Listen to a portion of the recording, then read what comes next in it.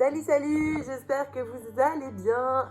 Dans ce vlog, je tiens tout d'abord à te demander pardon pour ce côté cadrage que je n'ai toujours pas capté et en fonction de mon logiciel. Donc je fais de mon mieux, j'apprends au fur et à mesure des vidéos. En tout cas, j'espère que cette vidéo te plaira. Je te souhaite un bon visionnage.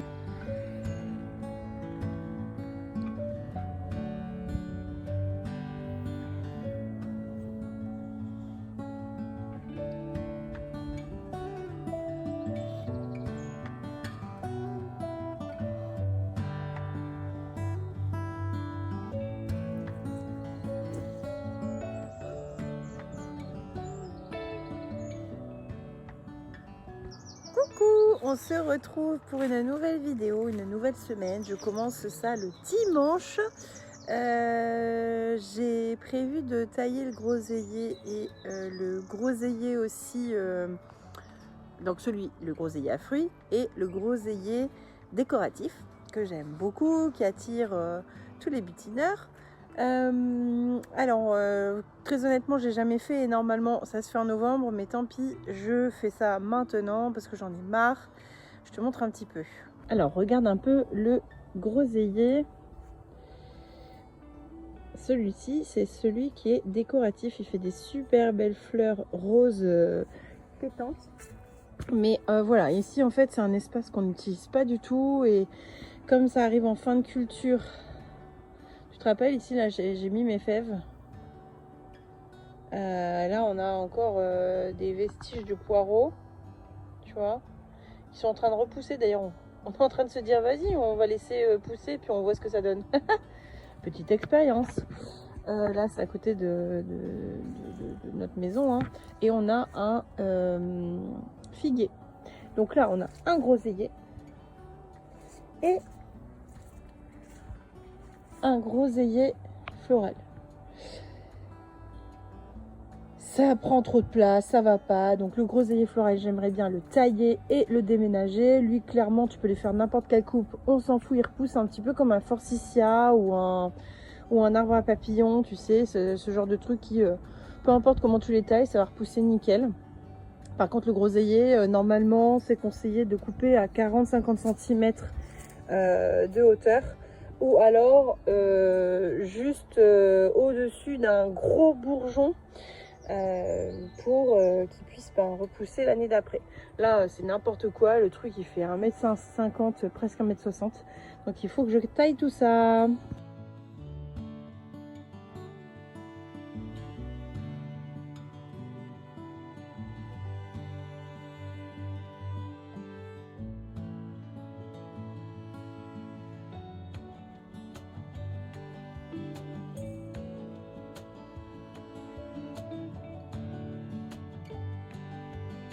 Alors j'ai l'air de faire n'importe quoi comme ça, mais en fait je te montre un petit peu ce que je fais. Je te disais que bah voilà, si tu sais pas trop où couper, soit tu rabats à 50 cm et puis tu le laisses se débrouiller, il va trouver son petit chemin tout seul. Ça peut prendre du temps, mais regarde, il a plein de bourgeons. Et donc là, tu vois ici j'ai une très grande tige. Je vais regarder à peu près à 50 cm ce que j'ai comme bourgeon. Et puis bah, j'en ai là, tu vois, regarde là, hop, j'ai celui-ci qui est beau. Alors je vais couper en biseau, tu vois, et je vais suivre le bourgeon et je coupe à 1 cm au-dessus de lui, hop. Et ma branche est coupée au bon endroit. Alors normalement ce que je te disais c'est d'aller chercher un bourgeon qui est plutôt vers l'extérieur, là où tu as envie que ta branche pousse en fait. Suis la trace du bourgeon. Bon bah moi celui-là il m'intéresse bien, beaucoup plus que celui-ci qui irait vers le mur. Voilà, je préfère celui-ci. Donc je vais couper plutôt ça, hop. Ici, attends, j'ai coupé un peu trop, je suis prête à couper un peu trop bas. Voilà, je te montre, hop. Et là, c'est bien coupé en biseau. Pour jardiner, moi j'utilise des gants super épais parce que j'ai la peau hyper sensible. Et dès que je me fais piquer par une ortie, un chardon ou autre, ça me coupe l'envie de jardiner. Donc voilà, moi je te conseille franchement de te prendre des gants très épais. Et puis voilà. C'est plutôt des gants de chantier, mais je m'en fiche.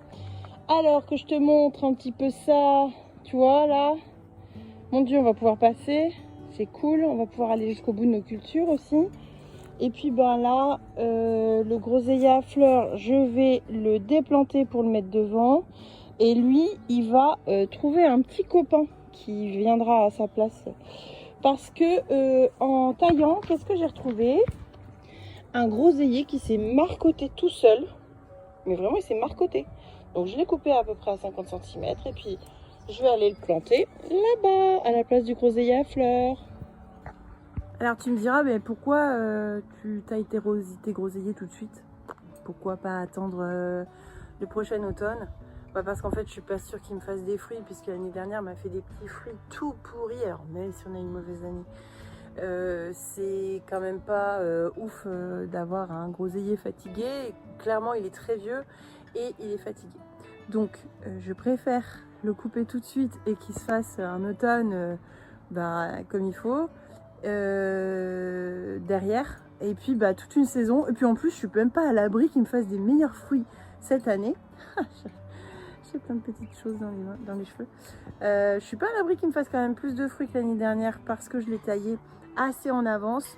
Je prends des risques, clairement je prends des risques, mais voilà, je t'ai dit que je ne faisais pas tout dans les règles de l'art. Et puis parfois plutôt que de voir une plante mourir, je préfère la sauver tout de suite comme ça, quitte à pas avoir de fruits cette année, et de me dire voilà, elle va faire vraiment une année complète pour se fortifier et nous faire des meilleurs fruits l'an prochain. Regarde ça, comme c'est chouchou, c'est trop mignon. Mais ça nous envahit nos cultures. Pourquoi? Parce qu'on a pété la bêche? Allez hop, on a encore pété une bêche. Super! On essaie d'étirer le groseillier à fleurs, mais c'est pas dingue. Le jardin de la flemme, c'est pas hyper cool quand t'as envie de garder tes outils intacts. Parce qu'en fait, quand t'as la flemme de rentrer tes outils, ils passent tout l'hiver dehors et crac, ça marche beaucoup moins bien. Salut, on se retrouve donc le dimanche d'après. Vraiment cette semaine j'ai pas fait grand chose. Mon chéri est en train de me préparer ses ruches, donc il les brûle et ensuite il va les plonger dans l'huile de lin pour son métier d'apiculteur. Donc c'est ce que tu vois derrière moi. En ce qui me concerne, donc j'ai rien fait cette semaine au jardin. Pourtant il faisait très très beau, mais j'étais très occupée sur notre activité de doula et voilà.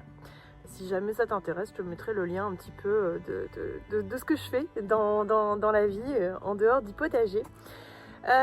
Donc tu m'as vu dimanche dernier et puis là je vais poster cette vidéo aujourd'hui et j'ai pas fait grand chose. Aujourd'hui ce que je vais faire, c'est que je vais ramasser tous les branchages du jardin qu'on composte pas. On a pendant un petit temps on a commencé à broyer avec une machine nos branchages pour s'en servir aussi comme paillis. Je t'avoue que cette solution, il y a encore pas très longtemps, m'intéressait.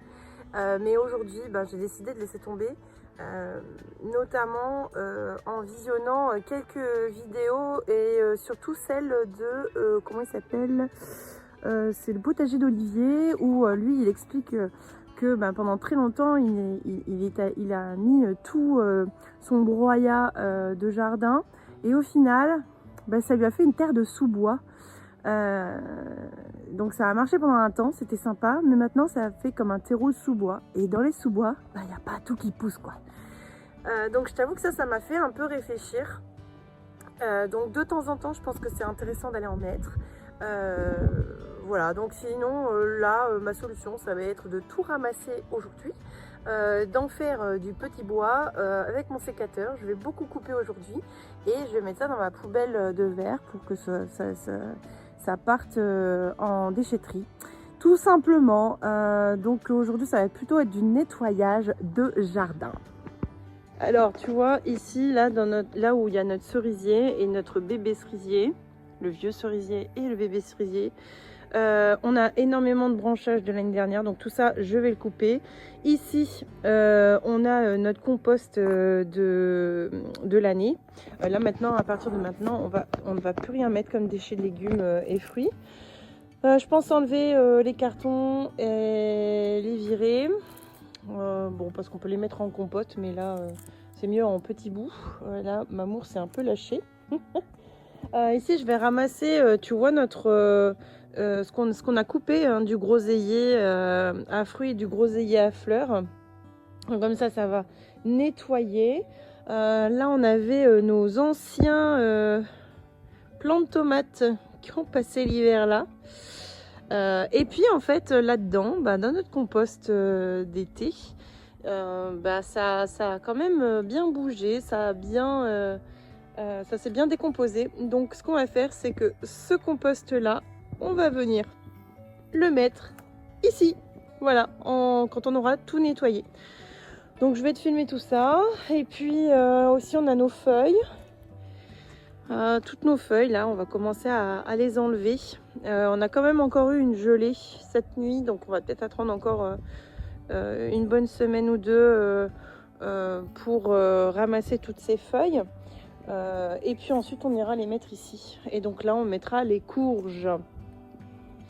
Voilà, voilà. Alors il y a des petites surprises dans la serre. Normalement les radis sont sortis, les pommes de terre tardent.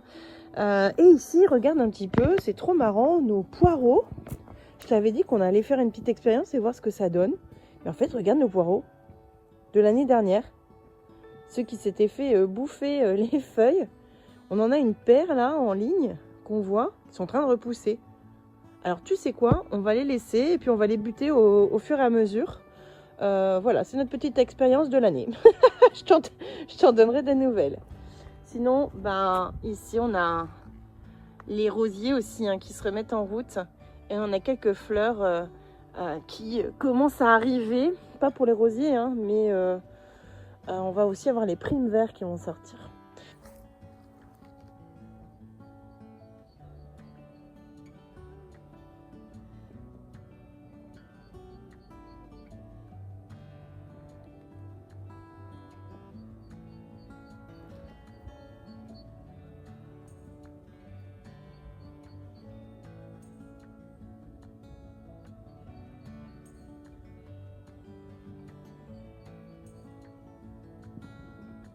Signe aussi que le printemps arrive, c'est qu'en fait tous nos feuillages, nos plantes aquatiques, mais aussi nos plantes qui sont autour du bassin commencent à boire énormément.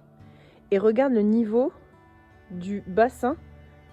Donc en fait ce que tu vas voir, alors attends, je sais pas où est-ce qu'on va voir mon doigt là. Ce que tu vas voir ici, là, tu vois, c'est le bord. C'est même pas le bord du bassin il est là. Ici il y a des plantes dans le renflement qui font le tour du bassin. Ce sont des plantes aquatiques mais qui ne peuvent pas être enterrées trop loin. Et là on a le bassin. Et en fait on a dû le re-remplir parce que tout avait été bu il y a 2 semaines. Et là c'est reparti quoi. Ça boit énormément ces plantes là. On a des flèches d'eau. Donc ça c'est une flèche d'eau par exemple. On a la menthe.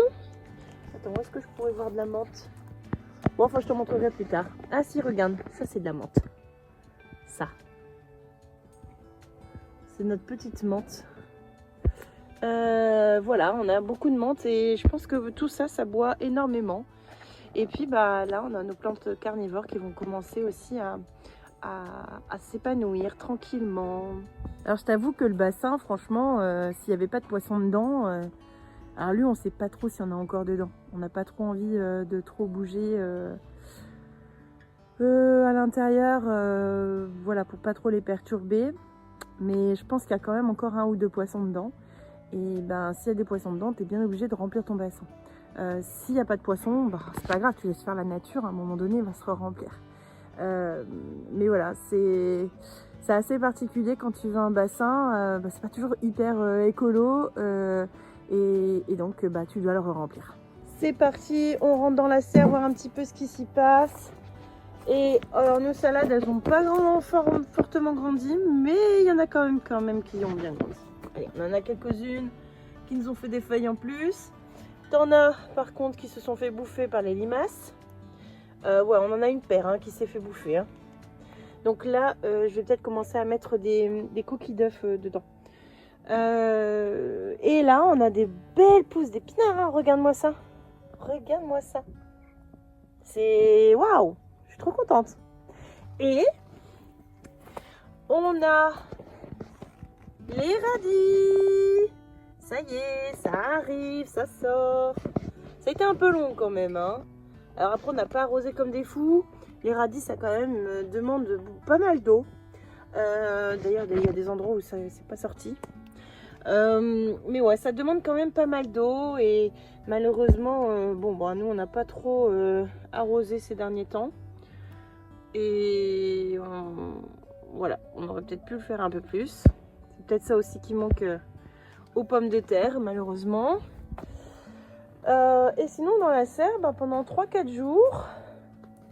Tiens, qu'est-ce que c'est que ça? Pourquoi c'est... Tu vois, là c'est devenu tout vert. La terre est devenue verte. C'est marrant, ça. Bon, voilà.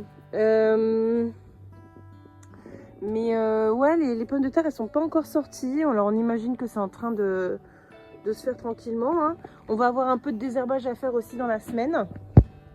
Je t'avoue que j'ai pas du tout envie de faire ça. Puis ma priorité, c'est de nettoyer le jardin de débranchage. Mais ouais, il va falloir quand même commencer à désherber parce que ça pousse sur les côtés. Et franchement, dans une serre, il vaut mieux le faire très rapidement parce que sinon après t'es envahi et t'es foutu. Il y a 2 ans, on a fait cette erreur. Voilà. Il y a 2 ans, on a fait cette erreur et ça a été galère pour la culture des tomates, des concombres, etc. Bon, donc voilà. Donc ces pommes de terre, elles tardent, mais voilà, on a confiance, on a foi. Des fois, j'ai envie d'aller gratter là pour aller voir ce qui s'y passe. Puis parfois, je le fais. Je te disais que j'avais envie de le faire, mais maman l'a fait en fait.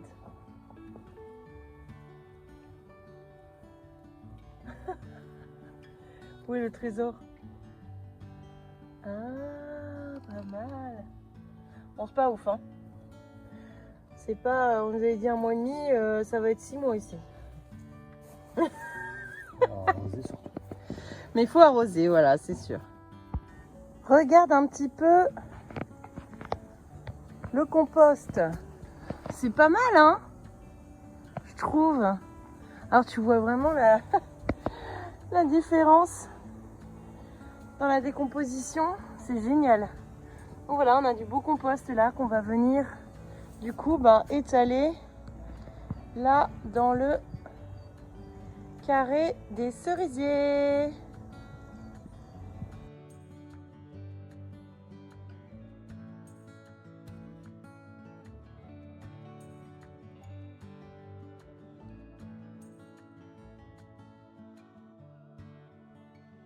Je t'avoue que des fois j'ai une flemmasse. Cette semaine, j'avais pas trop envie de m'occuper du jardin en fait, pour être très honnête avec toi. Et c'est aussi pour ça que j'ai commencé cette chaîne parce que je me suis dit que voilà, on a devant nous un super jardin qui peut devenir un truc génial. Mais parfois on manque de motivation, on a d'autres priorités et je me suis dit, tu vois, que cette chaîne, si je me filme et que je vous montre un peu l'avancée, ça me donnera une motivation supplémentaire pour travailler dans le jardin, ce qui est le cas, et c'est cool. Mais clairement, il y a des moments où on a grave la flemme. Donc voilà, j'avais envie de te partager ça aussi parce que je pense pas être la seule à le vivre. Il y a des moments où on n'a pas du tout envie. Et puis il y a des tâches aussi qu'on n'aime pas faire. Et puis voilà, ça dépend vraiment. par moments, j'adore, j'ai besoin, tu vois, de ce truc d'arracher les mauvaises herbes, de couper les branchages, tu vois, ça va venir me détendre, ça va venir me calmer si j'ai une journée un petit peu compliquée ou si je suis dans une phase un petit peu où j'ai besoin de me défouler, tu vois. Et là, en fait, pas du tout, je suis plutôt dans une phase créative. Et donc, j'ai plutôt aimé planter, semer. Et là, on n'a plus trop à planter et à semer. On doit attendre encore un petit mois avant que je puisse planter mes fleurs. Donc, voilà, c'est parfois un peu compliqué le jardin. Et puis, on ne nous dit pas assez à quel point ça demande vraiment, vraiment beaucoup de temps au final.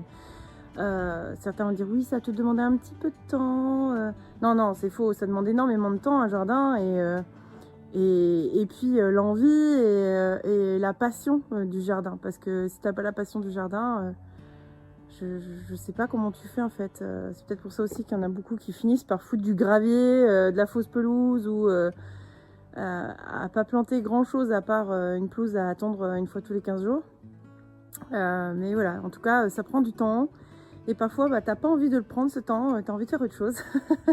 C'est ça aussi la réalité du terrain. Voilà, j'avais envie de te partager ça aujourd'hui. Et voilà, on a nettoyé là. Et puis bah là, en fait, j'en ai encore plein. J'ai enlevé énormément de choses ici au niveau du cerisier. Sauf que bah, j'ai plus de place dans ma poubelle, quoi. Voilà. C'est super. Donc j'ai fait un tas là et puis je vais commencer à le couper en petits morceaux là, tu vois, pour le préparer. Mais nos poubelles vertes ne passent qu'à partir d'avril. Voilà. Donc ça va être un petit peu la mouise. On va voir ça. Sinon ici, regarde dans ce truc à compost là. Là où on met nos courges, anciennement l'endroit où on avait nos lapins, on a mis un tout petit plant dont on ne savait pas trop ce que c'était. Et regarde-moi ça. Des topinambours. Ça te fait un truc de 3 mètres de haut. Et puis voilà, on s'en est pas occupé cet hiver, mais on en a la tonne. Et attends, j'en ai encore enlevé plein qui sont ici. Alors c'est galère à éplucher, mais il paraît que c'est super bon, que c'est un petit goût un peu d'artichaut. Alors voilà, je vais récolter tout ça et puis je t'en dirai des nouvelles. Regarde-moi ça. Il y en a un qui est 2 fois plus gros que mon poing. C'est hallucinant. Vous me direz si vous avez déjà goûté les topinambours. Moi, ça va être une grande première. Dans la serre, là, tu vois, j'ai raccorder le tuyau pour qu'on puisse arroser ces fameuses pommes de terre. Et tiens, je vais aller faire un petit tour voir si les fraises vont bien. Ça fait un petit bout de temps que je suis pas allée voir comment ça se passait. Bon, je t'avais dit que j'allais pailler, puis au final les feuilles ça va pas parce que maman a peur qu'il y ait des limaces dedans. Et puis bah, nos fraises elles se portent bien, hein. On voit encore la trace du fumier. Elles sont arrosées par la pluie. Hein. Mais ça va bien, hein. Regarde. Elle nous fait des bébés partout. Et ça se porte bien. Même les plus petits plants. Tu vois, ça c'était un tout petit plant. Celui-là aussi, tu as vu les enfants, les maîtres. Et bien franchement, ils se sont bien débrouillés. Et ouais, je suis assez contente pour nos fraises. Et voilà. Alors là, on a des framboisiers, mais je ne sais pas s'ils vont donner cette année. Et puis nos cassis qui sont vraiment prêts. Je vais te montrer ça de plus près. Ces cassis incroyables. Ils sont beaux, hein. Et là, je te parlais des framboisiers, là. On a du bourgeon. Tu vas le voir là. Un peu sur tous les plans. Mais bon, c'est timide hein, pour le moment. Est-ce que tu te rappelles de ce que je t'ai dit? Je t'ai dit un oranger du Japon, c'est un oranger du Mexique. Hein, je me suis trompée. Je me suis pas encore fait attaquer par la police du vocabulaire français. Mais voilà, je tenais à rectifier parce que j'ai dit... des fois, je dis des bêtises, alors que je sais très bien que c'est un oranger du Mexique. Hein. Voilà. J'espère qu'il va nous faire des belles fleurs, lui. Et puis, je vais voir si... En fait, si tu veux, Mamour, il veut le virer parce que dedans, on a de la ronce. Tu la vois, là. Et puis, derrière, on a un sureau à la noix qui pousse et puis qui ressort ici. Tu vois, ça? Il faut savoir que dans cet espace-là, j'ai eu envie de mettre beaucoup de choses. Du rosier grimpant, de la glycine, mais c'est tellement à l'ombre et c'est tellement humide, ça prend pas. Donc si vous avez une idée de ce que je pourrais mettre de grimpant qui puisse nous faire une belle déco sur cet atelier, bah, ça serait... Voilà, à vos propositions. Rien de passionnant cette semaine, mais c'est ça aussi le jardin. On fait pas toujours des trucs super cool avec les enfants, tout ça.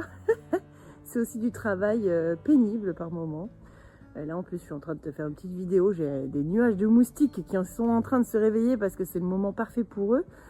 Voilà, on est en période humide et légèrement chaude. Ah, je me fais envahir! Ah, c'était horrible! Bref, donc du coup, c'était une semaine pas très intéressante côté jardin, mis à part ces topinambours que je viens de récolter. Et puis, bon, bah voilà, le nettoyage, quand tu le fais pas en novembre, bah faut bien le faire à un moment donné.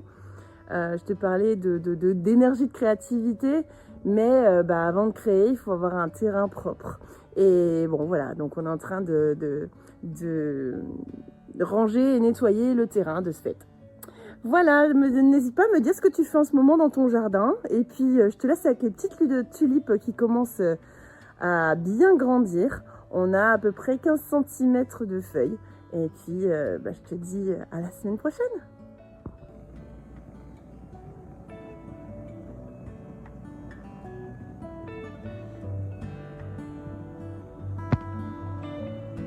Et ici, on commence à voir apparaître le mandala.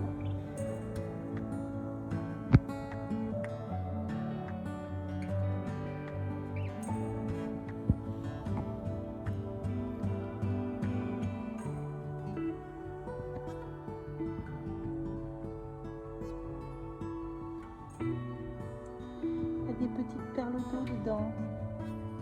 C'est beaucoup trop cute. On dirait des diamants.